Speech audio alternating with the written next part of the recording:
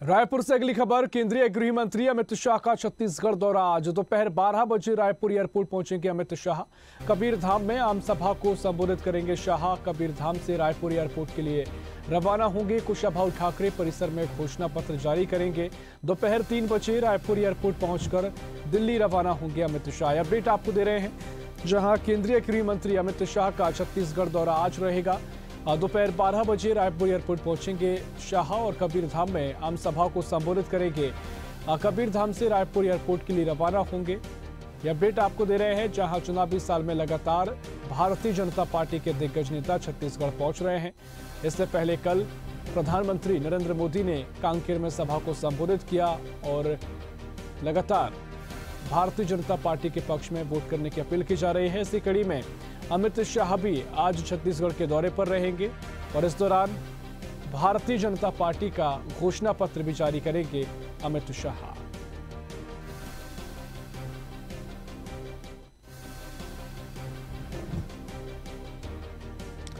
यह अपडेट आपको दे रहे हैं, जहां केंद्रीय गृह मंत्री अमित शाह छत्तीसगढ़ के दौरे पर रहेंगे। इस दौरान छत्तीसगढ़ में सभा को संबोधित करेंगे, साथ ही भारतीय जनता पार्टी का घोषणा पत्र भी जारी करेंगे अमित शाह। यह अपडेट आपको दे रहे हैं और इसी खबर पर और भी जानकारी लेंगे। रायपुर से हमारे सहयोगी शशिकांत साहू हमारे साथ लाइव जुड़ गए हैं। शशिकांत, अमित शाह आज छत्तीसगढ़ पहुंचेंगे और साथ ही कबीरधाम में आम सभा को संबोधित भी करेंगे। किस तरीके से आज का दौरा रहेगा? इससे पहले लगातार हमने दौरे देखे हैं, घोषणा पत्र का जिक्र लगातार हो रहा है, क्या कुछ आज का दौरा रहेगा? बिल्कुल ऋषभ, देखिए पहले चरण का मतदान 7 नवंबर को होना है। 5 नवंबर को जो है जो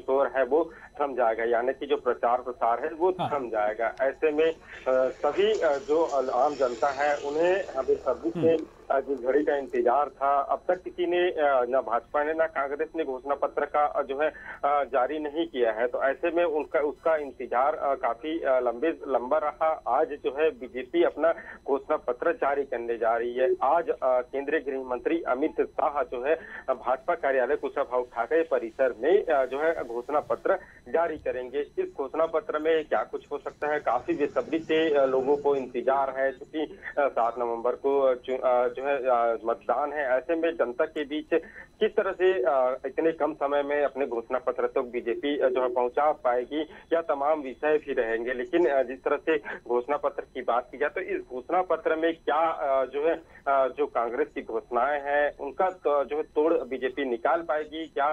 जिस तरह से कर्जा माफी की घोषणा भी कांग्रेस ने की है, साथ ही जो है जो आवास की बात की जाए या किसानों को 20 कुंटल धान खरीदने की बात की जाए या गैस सिलेंडर कम देने की बात की जाए, इस तरह से 17 घोषणाएं जो कांग्रेस ने अब तक कर चुकी है। हालांकि जो है घोषणा पत्र जारी नहीं की है, लेकिन 17 घोषणाएं अब तक कर चुकी है। तो क्या इन घोषणाओं का जो है तोड़ जो बीजेपी है अपने घोषणा पत्र में निकाल पाएगी? क्या जनता को अपने घोषणा पत्र के माध्यम से साथ पाएगी? ये तमाम बातें हैं, लेकिन आज घोषणा पत्र जारी हो जाएगा, उसके बाद बातें स्पष्ट हो जाएगी कि किस तरह से जनता के बीच में और जनता के लिए क्या काम करना चाह रही है।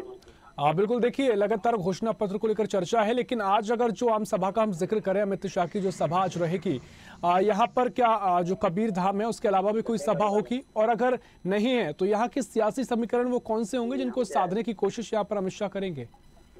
बिल्कुल, देखिए जिस तरह से किसान वर्ग की बात की जाए तो कांग्रेस किसान वर्ग को साधने की कोशिश लगातार कर रही, तो निश्चित तौर से जो अन्य वर्ग है, हालांकि बीजेपी ने घोषणा कर दी है कि जैसे ही उनकी सरकार बनती है तो सबसे पहले आवास जो रुके हैं उन फाइलों में दस्तखत की जाएगी। तो ऐसे में किस तरह से किसानों और किस तरह से जनता के बीच में जाएगी, यह घोषणा पत्र काफी अहम होगा और कैसे जनता को साथ पाएगी, क्योंकि किसान वर्ग जो है छत्तीसगढ़ में एक बड़ा वर्ग है जहां लोग निवास करते हैं, और किसानों को किस तरह से साधा जाए, इसके अलावा जो अन्य युवाओं को किस तरह से साधा जाए, इन तमाम कुछ की युवाओं की बात की जाए तो कांग्रेस ने साफ तौर पर जो है केजी से लेकर पीजी तक की जो पढ़ाई है वो निःशुल्क होने की घोषणा कर दी है। ऐसे में किस तरह से और जो अन्य किस तरह से उन्हें साधा जा सकता है, तमाम विषयों को लेकर कहीं ना कहीं घोषणा पत्र काफी अहम होगा। ठीक।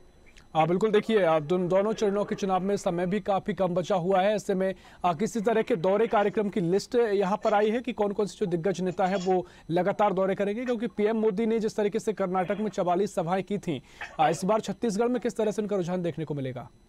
बिल्कुल, देखिए जब से नरेंद्र चुनाव की बात आई है, प्रधानमंत्री नरेंद्र मोदी लगातार छत्तीसगढ़ का दौरा कर रहे हैं। इसके बाद एक उनका दौरा देखने को मिला। हाल ही में मतलब कल ही जो है प्रधानमंत्री नरेंद्र मोदी कांकेर में एक बड़ी जनसभा को संबोधित किया और जो है लोगों को साधने की कोशिश की। भारी तादाद में जो है प्रधानमंत्री नरेंद्र मोदी को लोग सुनने के लिए आए थे। प्रधानमंत्री मोदी लगातार दौरा कर रहे हैं, चाहे रायगढ़ हो, बिलासपुर हो, जांजगीर हो, कांकेर हो।